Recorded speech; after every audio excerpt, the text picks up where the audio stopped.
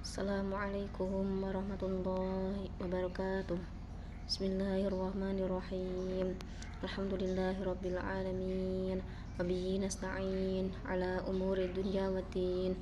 Assalatu wassalamu ala asyrafil anbiya'i wa imamil mursalin sayyidina wa maulana Muhammadin wa ala alihi wa sahbihi ajma'in. Rabbi shrah li sadri wa yassir li amri wahlul 'uqdatam min lisani yafqahu qawli. La hawla wa la quwwata illa billahil aliyil azim. Amma ba'd. Saya hormati beliau Bapak dosen pengampu mata kuliah filsafat pendidikan Islam, beliau Bapak Muhammad Farhan SPDI, SHUM, MPDI, kepada para pendengar yang dirahmati Allah. Alhamdulillahirabbil alamin. Puji syukur marilah kita panjatkan kehadirat Allah Subhanahu wa taala atas limpahan nikmat, taufik, hidayah serta inayahnya kepada kita semua. Sholawat serta salam tetap tercurahkan ke beliau baginda Rasulullah Muhammad sallallahu alaihi wasallam. Semoga kita senantiasa diakui sebagai umatnya, mendapatkan syafaat beliau, terutama syafaatul uzma. Amin amin Allahumma amin. Selanjutnya saya akan mempresentasikan pemikiran filsafat tokoh klasik Imam Ghazali. Saya Indah Fuji Lestari. Latar belakang: Abu Hamid Muhammad Al-Ghazali adalah ulama besar, filsuf, teolog, dan sufi yang terkemuka dari Persia yang bermadzhab Syafi'i, yang dikenal sebagai Hujjatul Islam dan Mujaddid abad ke-5 Hijriah. Lahir di Tus dari keluarga sederhana, ia menempuh pendidikan luas dalam fikih, teologi, filsafat, dan tasawuf, hingga menjadi mahaguru dan naib konselor di Madrasah Nizamiyah Baghdad. Abu Hamid Muhammad bin Muhammad Al-Ghazali At-Tusi Asy-Syafi'i adalah seorang filsuf dan teolog Muslim Persia yang dikenal sebagai Al-Ghazal di dunia barat abad pertengahan. Ia berkunyah Abu Hamid karena salah seorang anaknya bernama Hamid.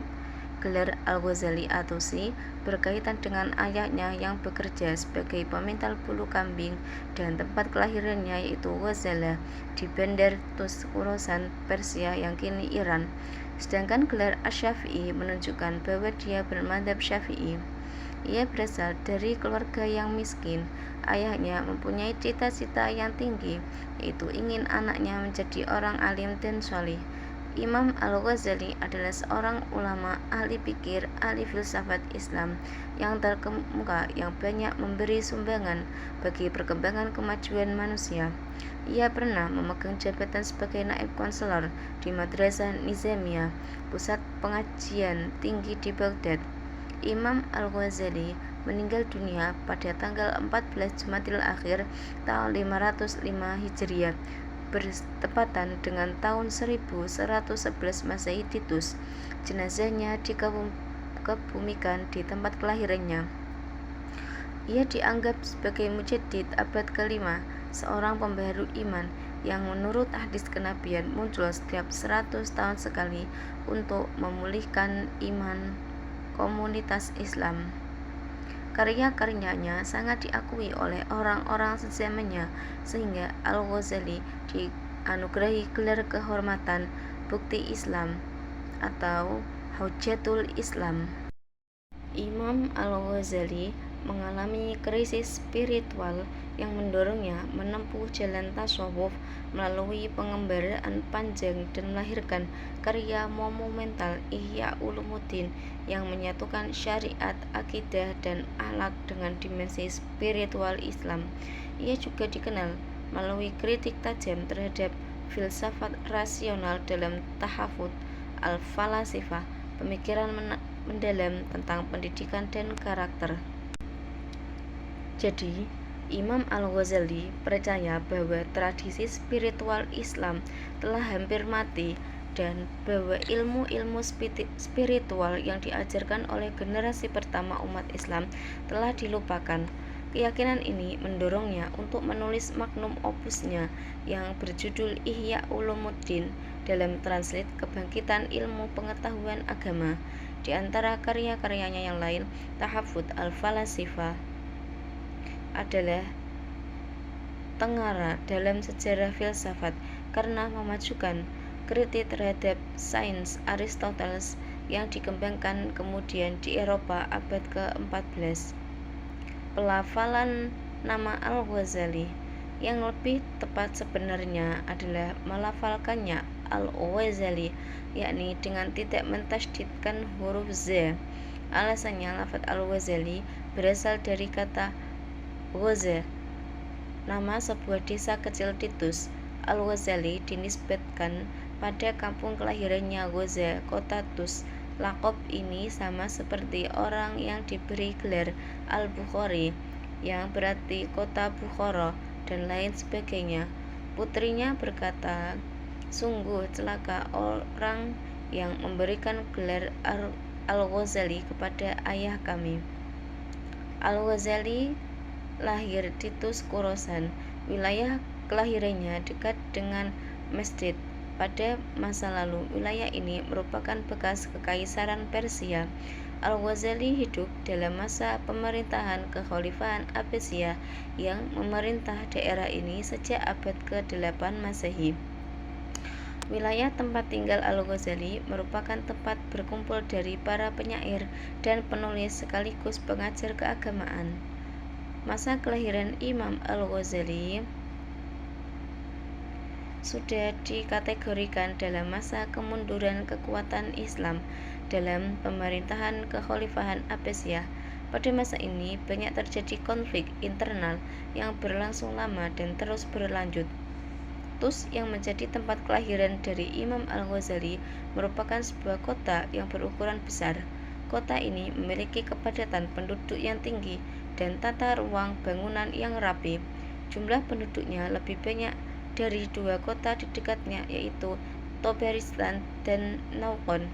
Lingkungan kota Tus dikelilingi oleh pepohonan yang tumbuh dengan subur. Sekeliling kota merupakan wilayah pegunungan yang mengandung banyak mineral. Perkampungan tempat kelahiran Imam Al-Ghazali bernama Ghazaleh. Imam Al-Ghazali lahir pada tahun 450 Hijriah atau sekitar tahun 1059 Masehi. Ayah dari Imam Ghazali bekerja sebagai pemintal dan penjual wol. Ayahnya dikenal sebagai orang yang memiliki pengabdian dalam menuntut ilmu agama. Ketika memiliki waktu luang sehabis bekerja, ia selalu mendatangi para tokoh agama dan para ahli fikih untuk mendengarkan nasihat-nasihat. Sifat dan kepribadian ayahnya kurang diketahui. Ketika masih dalam usia anak-anak, ayahnya wafat. Ia meninggalkan Imam Al-Ghazali bersama saudara kandung laki-lakinya yang bernama Ahmad. Imam Al-Ghazali mempunyai daya ingat yang kuat. Dalam memberikan argumentasi, ia bersikap bijak. Karena kemampuan tersebut, ia diberi gelar sebagai Hujjatul Islam. Beliau sangat dihormati di dua pusat kekuasaan Islam pada masanya, yaitu pada masa dinasti Seljuk dan dinasti Abbasiyah. Imam Al-Ghazali sangat mencintai ilmu dan pengetahuan, sehingga ia menguasai banyak bidang ilmu. Dalam menuntut ilmu, ia melakukan kegiatan pengembaraan dengan meninggalkan seluruh kesenangan hidup yang dimilikinya. Sebelum beliau memulai pengembaraan, dia telah mempelajari karya ahli sufi ternama seperti Al-Junaid Sabili dan Bayazid Bustami. Imam Al-Ghazali telah mengembara selama 10 tahun. Ia telah mengunjungi tempat-tempat suci di daerah Islam seperti Mekah, Madinah, Yerusalem, dan Mesir. Ia terkenal sebagai ahli filsafat Islam yang telah mengharumkan nama ulama di Eropa melalui hasil karyanya yang sangat bermutu tinggi. Sejak kecil, beliau telah dididik dengan akhlak yang mulia. Hal ini menyebabkan beliau benci kepada sifat riya, megah, sombong, takabur, dan sifat-sifat tercela yang lain. Beliau sangat kuat beribadah warok, zuhud, dan tidak gemar kepada kemewahan, kepalsuan, kemegahan, dan mencari sesuatu untuk mendapat ridho Allah Subhanahu wa Ta'ala. Pendidikan Imam Al-Ghazali sangat diperhatikan oleh ayahnya. Ayahnya sendiri tidak dapat membaca dan keluarganya hidup dalam kemiskinan. Sebelum kematian ayahnya, Imam Al-Ghazali dititipkan kepada salah seorang sahabatnya agar mengurus persoalan pendidikan dari Imam Al-Ghazali dan saudaranya yang bernama Ahmad. Imam Al-Ghazali menempuh pendidikan dasar di kota Tus. Ia mulai belajar ilmu agama tingkat dasar dari seorang guru bernama Ahmad bin Muhammad Rozqafi. Pada tingkat dasar, ia mendapatkan pendidikan secara gratis dari beberapa orang guru karena kemiskinan keluarganya. Pendidikan yang diperoleh pada peringkat ini membolehkan ia menguasai bahasa Arab dan Parsi dengan fasih. Oleh sebab minatnya yang mendalam terhadap ilmu, beliau mula mempelajari ilmu usuluddin, ilmu mantik, usul fikih, dan filsafat, serta mempelajari segala pendapat keempat mazhab hingga mahir dalam bidang yang dibahas oleh mazhab-mazhab tersebut. Selepas itu, beliau melanjutkan pelajarannya dengan Ahmad Ar-Rozqani dalam bidang ilmu fikih, Abu Nasr al-Ismail di Jarajan, dan Imam Harmaim di Naisabur. Oleh sebab Imam Al-Ghazali memiliki ketinggian ilmu, beliau telah dilantik menjadi mahaguru di Madrasah Nizamiyah, yaitu sebuah universitas yang didirikan oleh Perdana Menteri di Baghdad pada tahun 484 Hijriah. Kemudian beliau dilantik pula menjadi naib konselor di sana. Beliau telah mengembara ke beberapa tempat seperti Mekah, Madinah, Mesir, dan Yerusalem untuk berjumpa dengan ulama-ulama di sana untuk mendalami pengetahuan yang ada. Dalam pengembaraannya, beliau menulis kitab Ihya Ulumuddin yang memberi sumbangan besar kepada masyarakat dan pemikiran manusia dalam sebuah masalah. Beliau menekankan bahwa tujuan ilmu adalah mendekatkan diri kepada Allah. Warisan intelektual dan spiritualnya menjadikannya sebagai salah seorang tokoh yang paling berpengaruh dalam sejarah pemikiran Islam hingga kini. Karya Imam Al-Ghazali dalam bidang tasawuf yaitu ada Ihya Ulumuddin yang merupakan karyanya yang terkenal, Kimia As-Sa'adah, Mishkah Al-Anwar, Mizan Al-Amal, Al-Ma'arif Al-Aqliyah, Bidayatul Hidayah, Jawahirul Quran, Nasihatul Akhirah, Zadul Akhirah, Ar-Risalah Al-Laduniyah,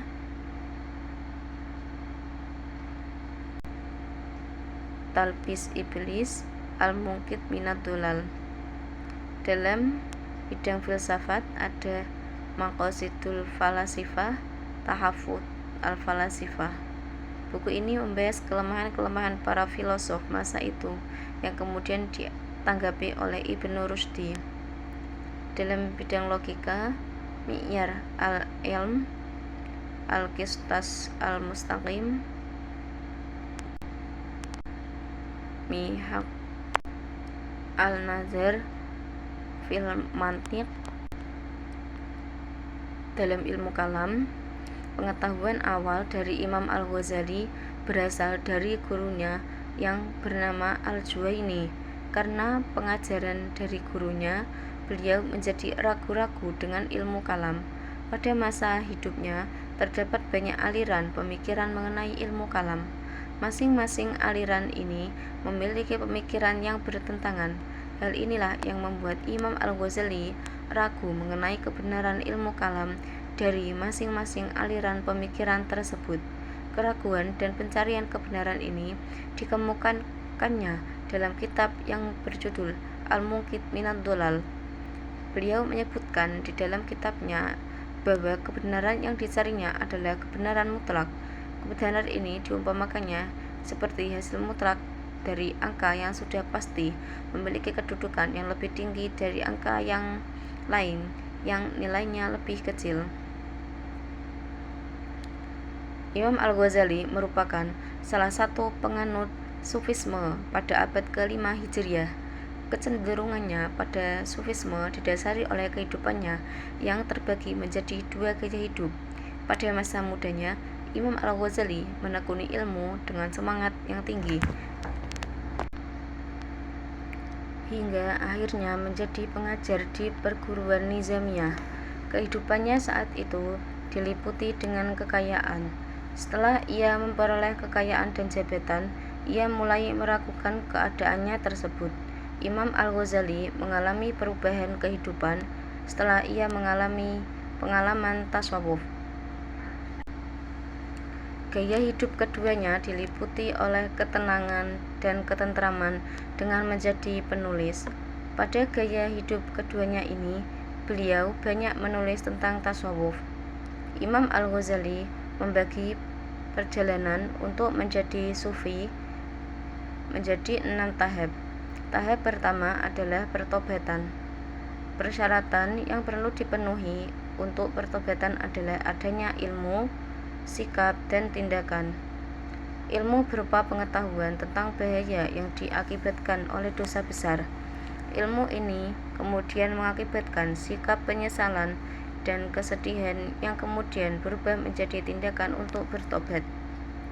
Pertobatan ini dilakukan dengan kesadaran yang disertai tekad untuk tidak mengulangi perbuatan dosa. Tahap kedua adalah kesabaran. Imam Al-Ghazali membagi jiwa manusia menjadi 3 daya, yaitu daya nalar, daya berbuat baik, dan daya berbuat jahat.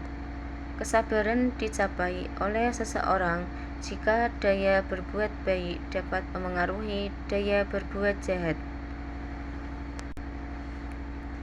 Tahapan ketiga adalah kefakiran. Beliau mengartikannya sebagai usaha untuk menghindarkan diri dari hal-hal yang diperlukan.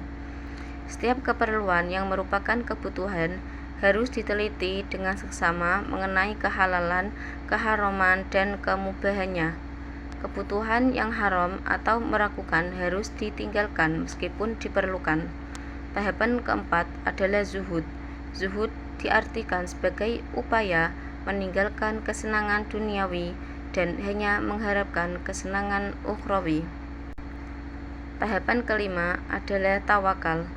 Tahapan ini dapat dicapai dengan meyakini secara teguh bahwa Allah adalah yang Maha Kuasa, Maha Pengasih, dan Maha Pemurah serta Maha Adil. Pencapaian tahapan ini dilakukan dengan berserah diri sepenuhnya kepada keputusan Allah terhadap manusia. Tahapan keenam adalah ma'rifat. Pada tahapan ini, manusia diyakini telah mengetahui rahasia Allah dan mengetahui peraturan-peraturannya tentang segala yang ada. Tingkat pengetahuan ma'rifat lebih tinggi dibandingkan pengetahuan yang diperoleh oleh akal. Puncak dari ma'rifat adalah timbulnya perasaan mencintai Allah. Pemikiran Imam Al-Ghazali tentang filsafat. Imam Al-Ghazali merupakan salah satu filsuf muslim klasik. Beliau menolak pernyataan dari filsuf muslim klasik lainnya yang mengatakan bahwa alam itu tidak berawal. Pernyataan ini dikemukakan oleh Ibnu Sina dan Al-Farabi. Pandangan ini membuat Imam Al-Ghazali menganggap kedua tokoh ini telah kafir. Imam Al-Ghazali menyampaikan hal ini dalam kitab Tahafut Al-Falasifah disertai dengan argumentasi dan dalil yang kuat. Pemikiran Imam Al-Ghazali tentang pendidikan. Dalam pemikiran Imam Al-Ghazali, pengajaran dan pendidikan merupakan penyebab manusia memperoleh derajat yang tinggi di antara makhluk ciptaan lainnya di bumi. Manusia menjadi terhormat karena memiliki ilmu dan amal. Imam Al-Ghazali menyusun sebuah organisasi dalam kurikulum yang disebut kurikulum inti. Kurikulum ini berlaku bagi keagamaan maupun keduniawian. Dalam pandangan Imam Al-Ghazali, mata pelajaran di dalam kurikulum bersifat terpisah. Masing-masing mata pelajaran memiliki subjek yang berbeda dengan mata pelajaran lain. Namun, masing-masing tetap memiliki hubungan satu sama lain.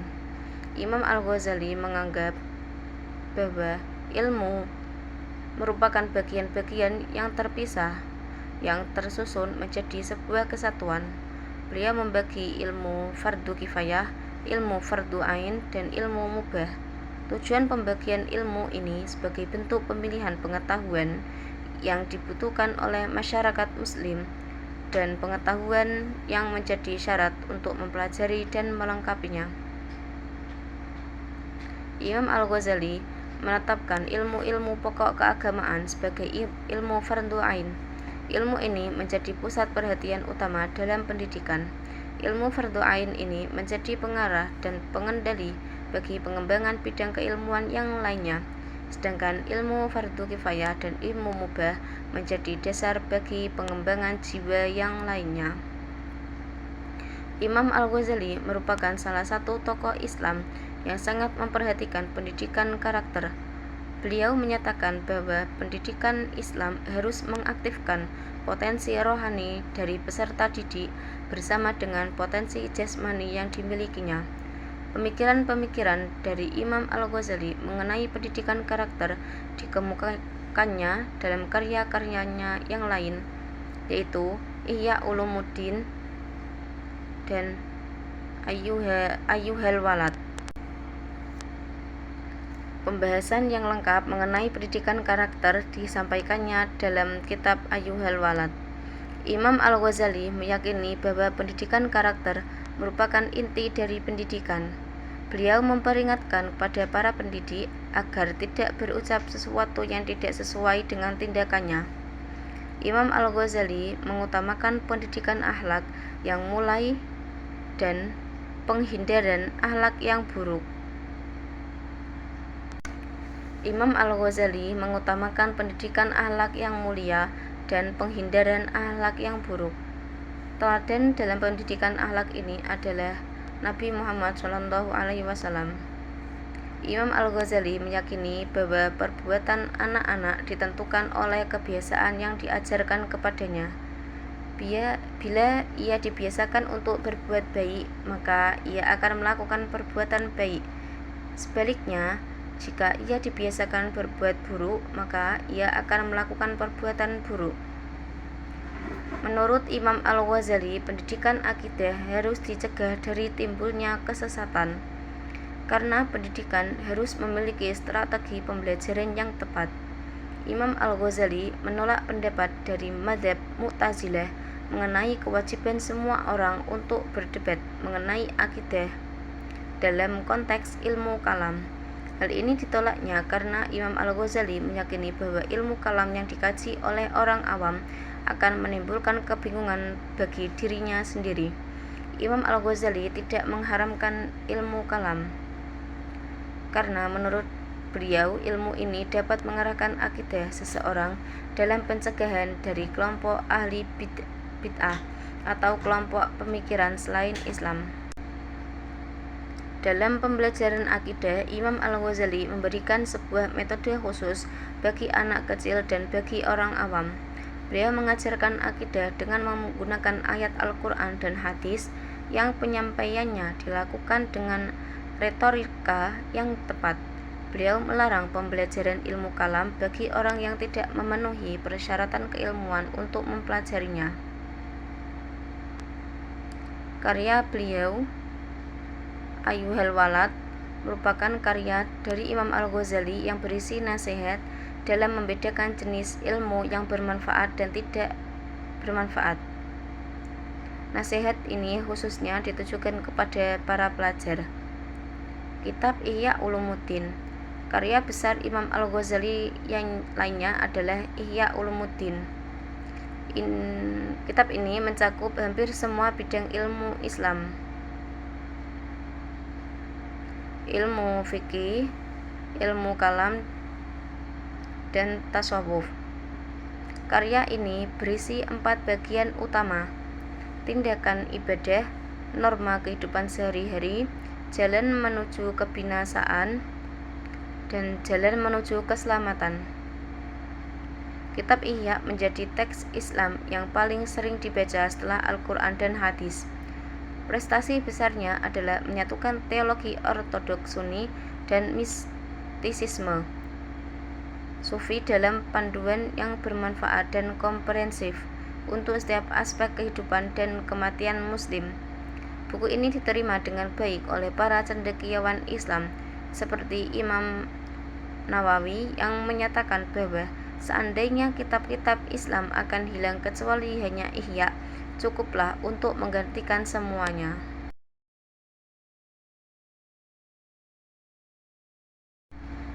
Selanjutnya, rumusan masalah. 1. Bagaimana pemikiran Imam Al-Ghazali tentang filsafat? Kedua, sebutkan karya-karya Imam Al-Ghazali. Selanjutnya, pembahasan. Pada fase awal perkembangan intelektualnya, Imam Al-Ghazali banyak berkarya dalam ilmu-ilmu syariat di Baghdad sebelum mendalami filsafat secara intensif. Setelah mempelajari filsafat dengan kritis, beliau menyimpulkan bahwa di dalamnya terdapat unsur kebenaran sekaligus penyimpangan. Dalam kitab Al-Muqit Minad Dhalal, beliau mengklarifikasikan para filosof menjadi 3 kelompok.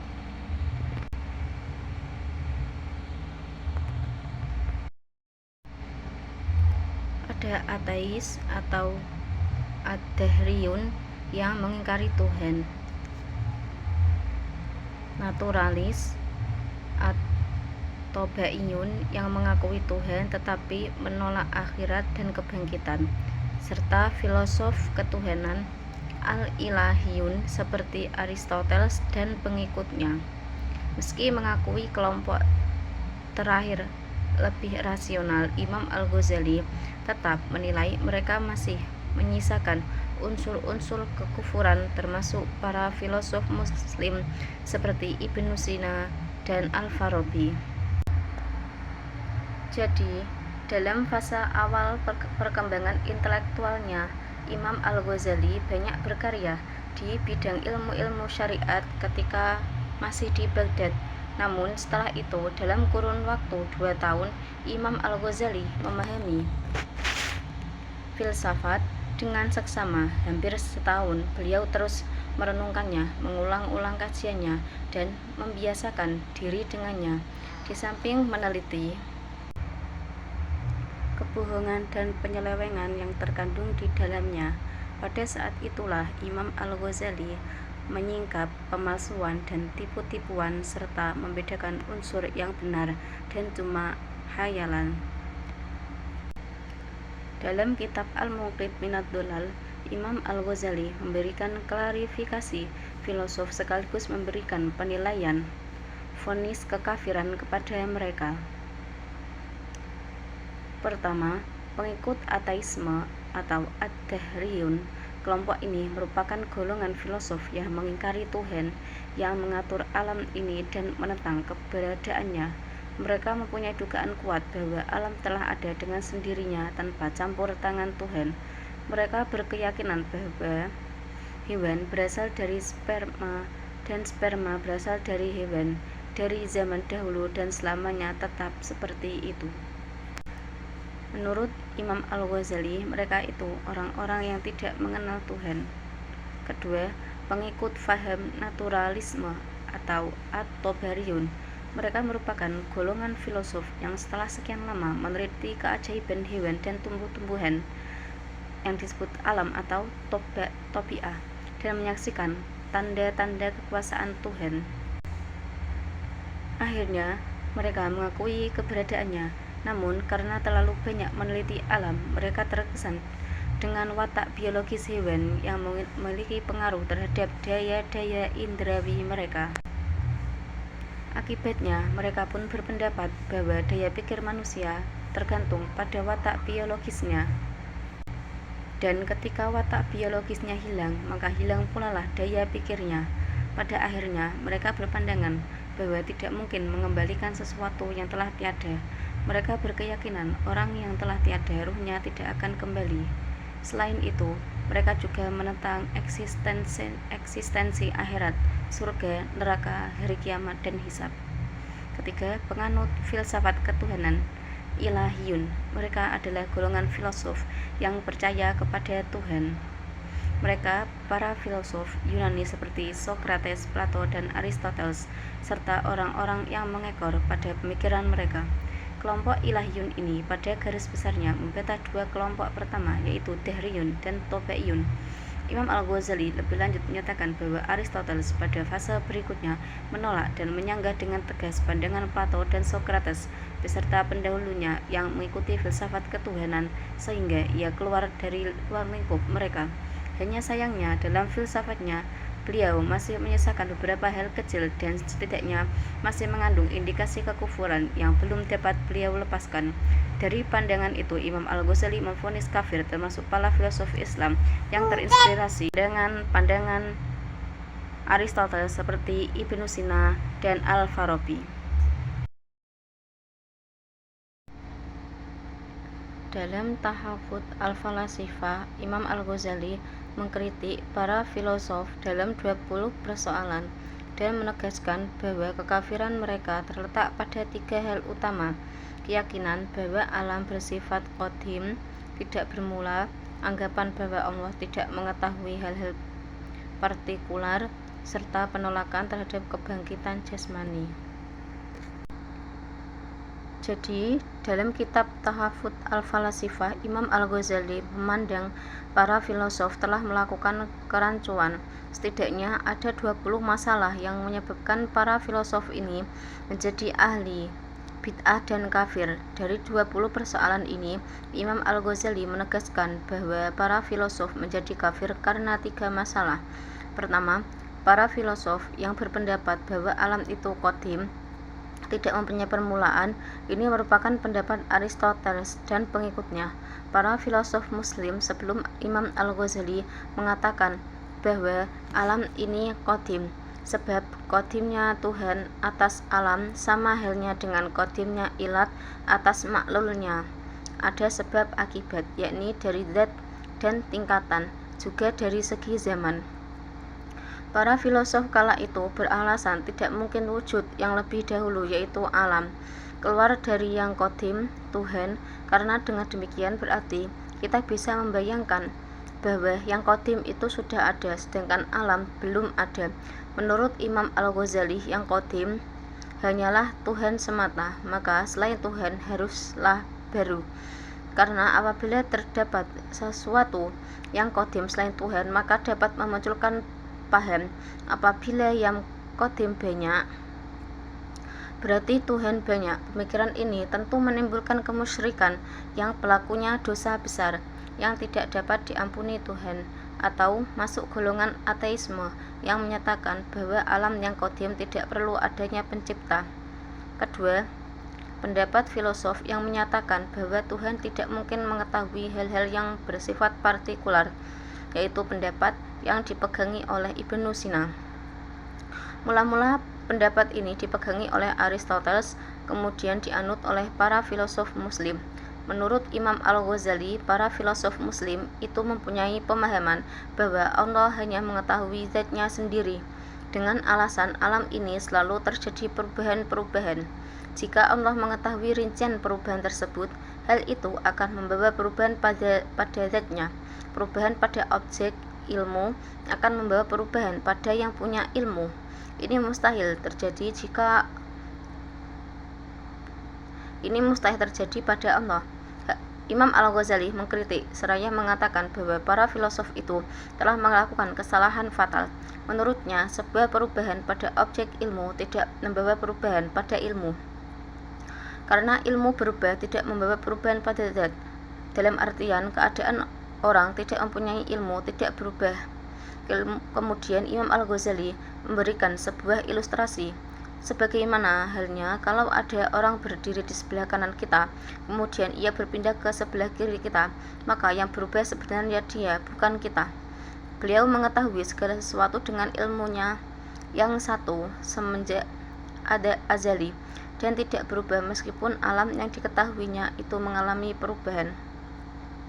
Untuk memperkuat argumen dalam mengkritik para filosof muslim, Imam Al-Ghazali mengemukakan dalil ayat-ayat Al-Quran yang menunjukkan bahwa Allah mengetahui segala yang di bumi, baik itu kecil maupun besar. Di antaranya, kamu tidak berada dalam suatu keadaan dan tidak membaca suatu ayat dari Al-Quran, dan kamu tidak mengerjakan suatu pekerjaan, melainkan kami menjadi saksi atasmu di waktu kamu melakukannya, tidak luput dari pengetahuan Tuhanmu, biarpun sebesar zarah di bumi ataupun di langit. Tidak ada yang lebih kecil dan tidak pula yang lebih besar dari itu, melainkan semua tercatat dalam kitab yang nyata, Lauhul Mahfuz. Quran Surat Yunus ayat 61. Dalam ayat ini Allah berfirman, katakanlah, apakah kamu akan memberitahukan kepada Allah tentang agamamu, padahal Allah mengatur apa yang di langit dan apa yang di bumi, dan Allah Maha mengetahui segala sesuatu. Quran Surat Al-Hujurat ayat 16. Ketiga, penolakan filosof terhadap kebangkitan jasmani dan mortalitas jiwa individu. Para filosof muslim sebelum Imam Al-Ghazali berpandangan bahwa yang akan dibangkitkan dari alam kubur menuju akhirat nanti adalah rohani semata, sedangkan jasmani akan hancur lebur. Menurut mereka, akan merasakan kebahagiaan atau siksaan adalah rohani semata.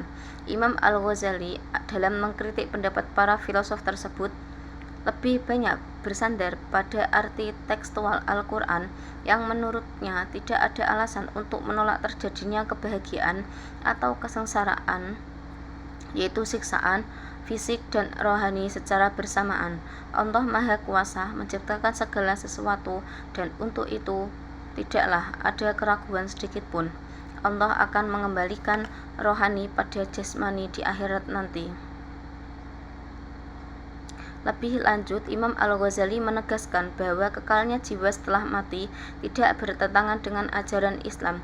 Bahkan terdapat beberapa hadis yang menyebutkan bahwa roh-roh manusia merasakan adanya kebaikan atau siksa kubur dan lain-lain.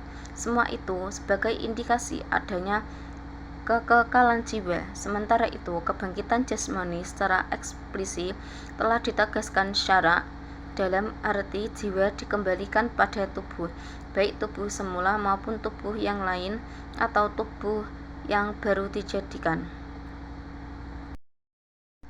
Jadi, menurut Imam Al-Ghazali, hanya Allah yang qadim. Ilmu Allah meliputi segala sesuatu tanpa berubah, dan kebangkitan jasmani rohani merupakan kebenaran yang ditegaskan oleh Al-Quran dan hadis.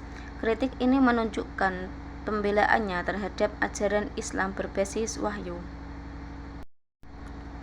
Dalam bidang metafisika dan teologi, Imam Al-Ghazali berpijak pada mazhab Asy'ariyah dengan menempatkan akal sebagai penopang wahyu, namun tetap membatasi peran akal pada wilayah tertentu.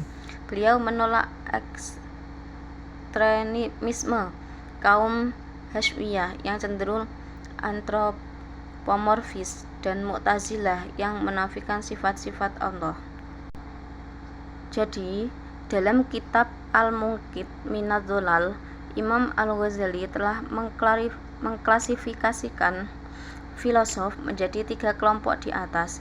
Setelah itu, Imam Al-Ghazali mencoba mengalihkan perhatian pada pembagian ilmu-ilmu mereka dari segi tujuan yang ingin dicapai. Dalam pandangannya, Imam Al-Ghazali menggolongkan ilmu-ilmu tersebut menjadi 6 kelompok, yaitu matematika, logika, fisika, metafisika, politik, dan etika. Di antara yang menjadi fokus di sini adalah metafisika. Berbicara metafisika tidak lepas dengan masalah ketuhanan atau ilahiyat. Madkur menyebutkan bahwa dalam masalah ketuhanan, Imam Al-Ghazali banyak mengikuti dan membentengi aliran Asy'ariyah. Imam Al-Ghazali sebagaimana penganut Al-Asy'ariyah mencoba menselaraskan akal dengan nakal.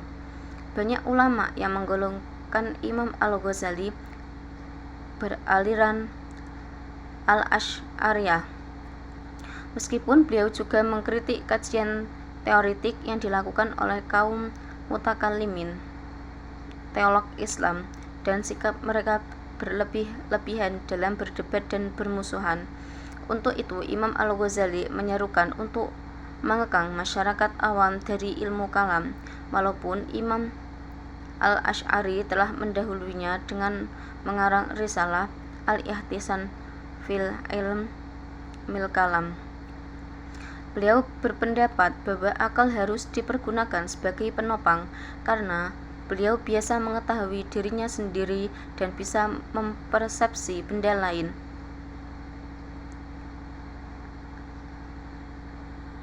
Namun, Imam Al-Ghazali menghentikan akal pada batas-batas tertentu dan hanya nakelah yang bisa melewati batas-batas ini. Meskipun demikian, menurut Ali, argumentasi yang telah dibangun Al-Asy'ari mengenai konsep ketuhanan lebih mendekati pada argumentasi yang bersifat filosofis daripada argumen agamis. Oleh karenanya, Imam Al-Ghazali kemudian mencoba pada jalan lain yang dianggapnya lebih agamis, yaitu menempuh jalan tasawuf. Imam Al-Ghazali menegaskan bahwa Allah adalah sebab pertama, prima causa, Maha Esa, Maha Sempurna, dan pencipta alam dari ketiadaan, bukan sekedar penggerak pertama sebagaimana dalam filsafat emanasi Aristotelian. Jadi, dalam perdebatan terkait sifat-sifat Allah, Imam Al-Ghazali memegang pendapat yang dianut oleh Imam Al-Asy'ari, sehingga tidak menerima pendapat yang dikemukakan oleh kaum Hasy'iyah maupun Mu'tazilah, karena kedua aliran ini dianggap sebagai aliran kaum ekstremis. Aliran Hasy'iyah berpedoman teguh pada arti dari suatu teks ayat Al-Quran dan Sunnah agar tidak menghindarkan Allah dari berbagai sifat, sehingga mereka terkesan antropomorfis, tajsim. Sebaliknya, Mu'tazilah berlebih-lebihan dalam menyucikan Allah, sehingga mereka harus menafikan sifat-sifat Allah. Yang paling baik menurut Imam Al-Ghazali adalah jalan tengah. Lebih tegas, Imam Al-Ghazali menjelaskan Allah adalah satu-satunya sebab bagi alam. Allah menciptakan dengan kehendak dan kekuasaannya, karena kehendak Allah adalah sebab bagi segala yang ada, al-mawjudat, sedang ilmunya meliputi segala sesuatu. Lebih lanjut, Imam Al-Ghazali menetapkan adanya sifat zat yang diistilahkan dengan sifat salbiyah, yakni sifat yang menafikan sesuatu yang tidak sesuai dengan kesempurnaan zat Allah. Sifat salbiyah ini ada 5: qidam, baqa, mukhalafatu lil hawadisi, qiyamuhu binafsihi, dan wahdaniyah. Dengan adanya sifat-sifat ini pada Allah, maka menjadi tiada kesempurnaan. Dalam beriktikad, Imam Al-Ghazali memilih jalan moderat, iqtisad. Oleh karenanya, Imam Al-Ghazali menulis sebuah karya moderasi dalam beriktikad untuk menghindarkan dari kaum ekstremis, misal kaum Hasy'iyah dan Mu'tazilah. Makhluk dan hanya Allah lah yang maha sempurna. Sedangkan tentang wujud Allah, Imam Al-Ghazali tidak jauh berbeda dengan pendapat para filosof peripatetik lainnya, semisal Al-Kindi, Al-Farabi, dan Ibnu Sina, bahwa Tuhan merupakan prima causa, penyebab pertama. Menurut mereka, Allah Esa tidak berbilang, sama sekali tidak menyamai makhluk-makhluknya, kekal dan tidak akan fana. Menurut Al-Farabi, Allah adalah pencipta yang maha kuasa dan maha bijak.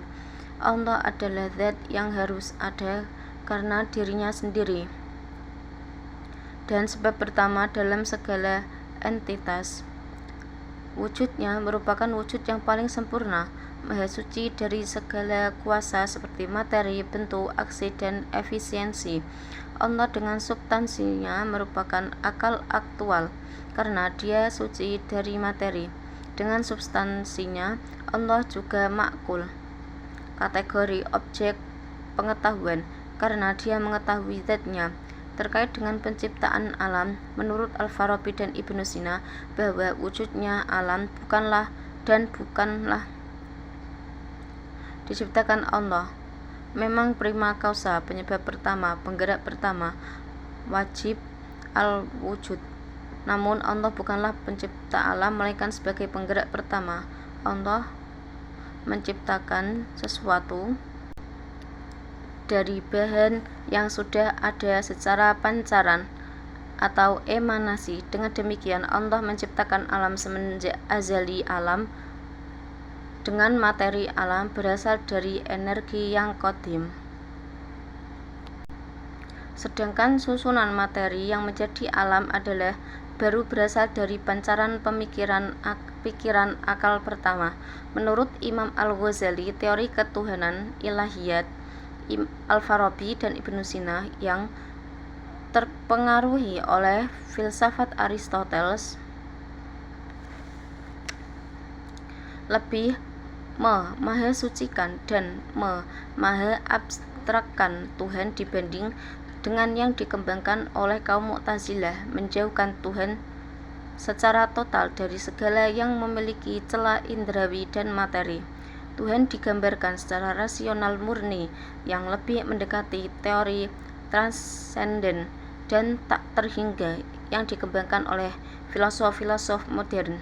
Lebih jelas, Imam Al-Ghazali mengemukakan pemikiran Al-Farabi dan Ibnu Sina tersebut jelas-jelas tidak bisa diterima dalam pandangan Islam, sebab dalam ajaran Islam yang bersumber dari Al-Quran dan hadis, Allah merupakan zat yang pencipta, Al-Khaliq, yaitu yang menciptakan sesuatu dan tiada.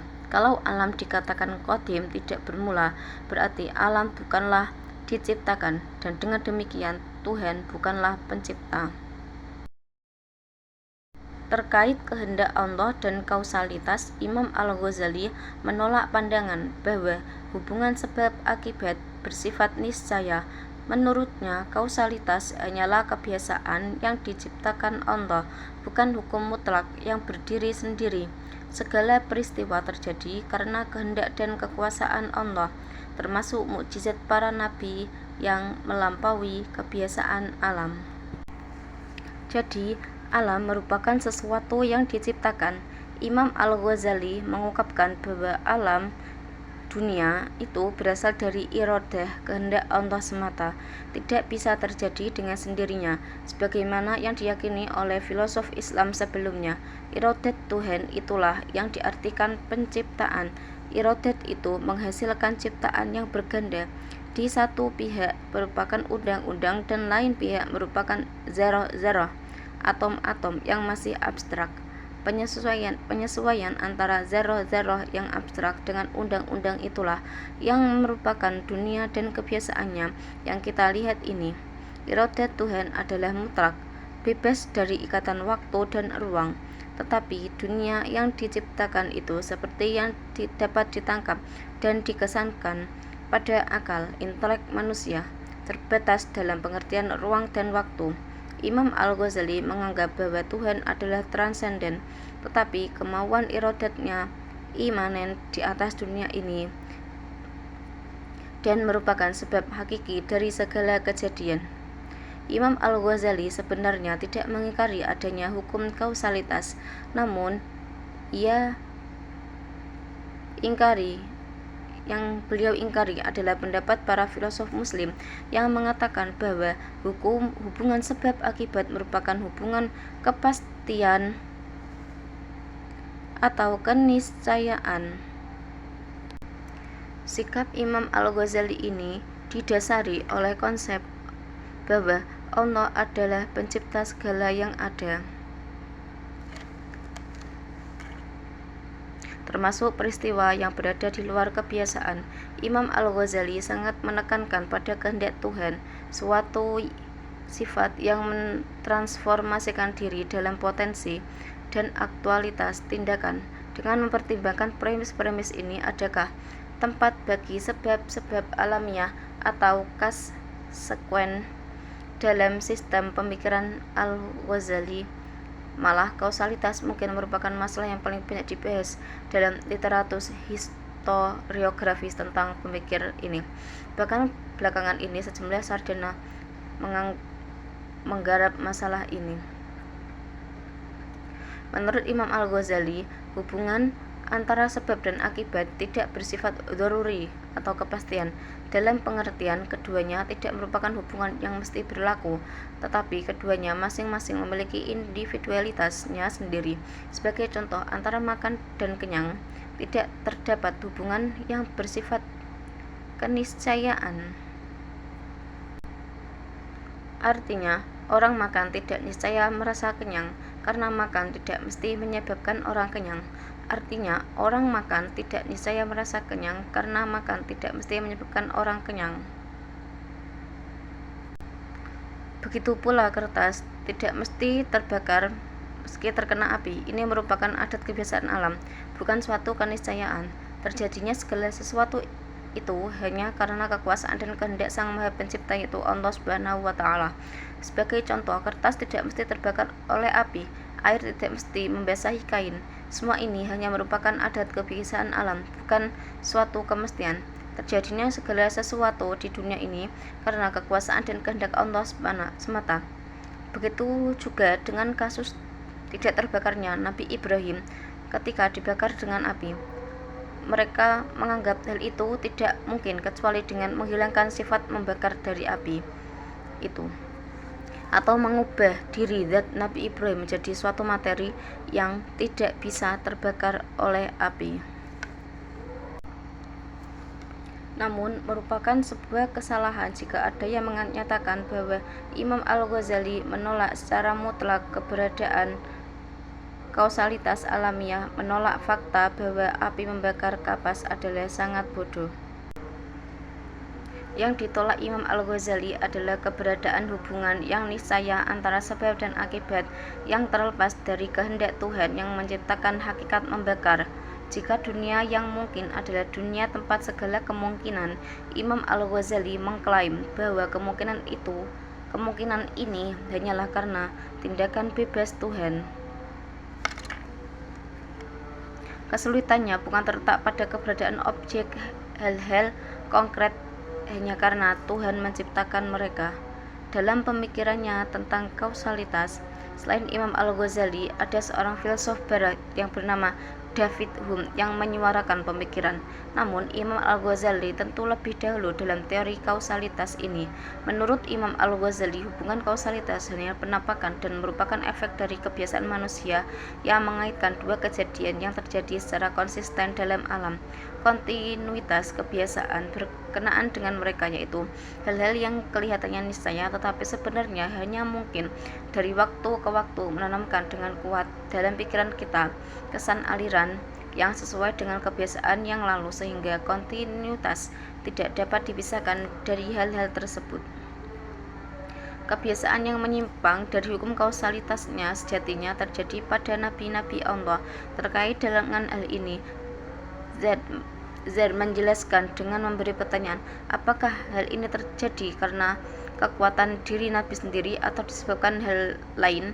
Dalam hal ini, baik para filosof Muslim maupun Imam Al-Ghazali mempunyai pendapat yang sama. Sebagaimana para filosof bisa menerima terjadinya hujan petir, gempa bumi atas kekuatan diri Nabi atau karena hal lain.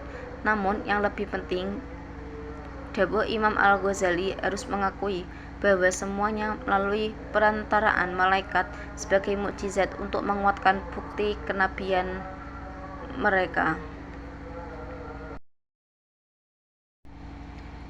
Dalam pandangan ini, Imam Al-Ghazali menegaskan kemahakuasaan Allah sekaligus membuka ruang bagi kemungkinan dan kebebasan kehendak ilahi dalam tatanan alam. Kesimpulannya, Imam Al-Ghazali adalah pemikir Muslim besar yang memberi kontribusi penting bagi keilmuan Islam melalui pengembaraan intelektual dan karya autobiografisnya. Al-Muqit Minad Dolal. Pemikirannya banyak dikaji oleh kalangan muslim maupun non-muslim dengan penilaian yang beragam, pro, kontra, dan objektif. Beliau mengikuti aliran Asy'ariyah dengan berupaya menyelaraskan akal dan nakal. Namun karena pendekatan teologis yang dinilai terlalu filosofis, Imam Al-Ghazali akhirnya menempuh jalan tasawuf sebagai pendekatan yang lebih agamis dan spiritual. Terima kasih atas perhatiannya. Semoga bermanfaat. Wassalamualaikum warahmatullahi wabarakatuh.